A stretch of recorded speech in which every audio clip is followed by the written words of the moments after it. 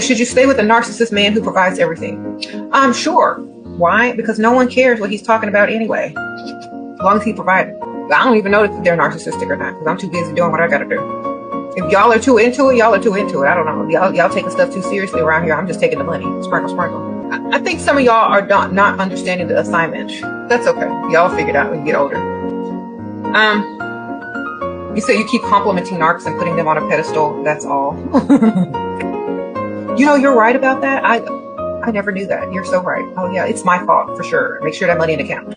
It's like, you know, you have confidence, but being too close to certain energetic vampires, you start to form exchange, right? Energy is undeniable. That's why I always say surround yourself with people that are vibrating high, they have a life purpose, they have a business, or they're doing good in life, they have a positive outlook in life, or they're just great people, genuine people that have that X factor of light and love and genuinity, okay?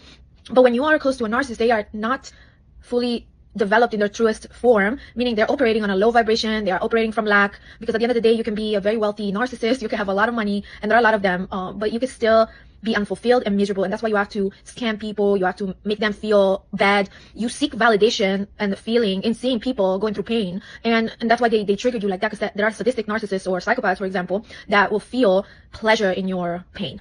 So they will purposely put traps here and there. So yeah, going back to the SheraSeven comment, I totally disagree with her, because at the end of the day, you're operating from a lack mentality, a mentality where you think you can do better, okay? And that's not a good advice, in my opinion. But hey, I love my girl Shira. Of course, I also agree with certain things that she said, but I also believe that it's very transactional way of teaching. And for a high value woman, getting gifts or getting things is the norm, not only from men, but also from just people, businesses. You have a wave of abundance coming your way. So that would be, for a high value woman, would be lowering her standards, okay? Because you have to understand that when you are just with a man for the money, that's survival, and that also screams desperation, and he's kind of ratchet, okay? When you're telling me basically that you have to put up with certain things just because you want some money, well, you can find the money anywhere else. You know, there is no lack of money in the world. There is an abundance of money. There are trillions of dollars, and in the stock exchange, and if you go just walk around through your city, you see like these billions of dollars invested in businesses, in buildings, in just wealth everywhere you turn around.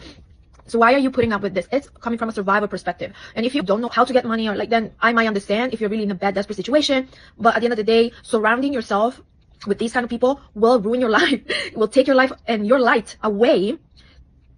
And it's a loss more than a gain, because again, it's ratchet to think that money should be over everything. When you're a high value woman, you know that money is a tool for financial freedom, not just to put up with every bullshit. Because guys, there are vampires that I call like the mentors, like literally like the mentors from Harry Potter. And they suck the life force out of you. So be aware of this, girls.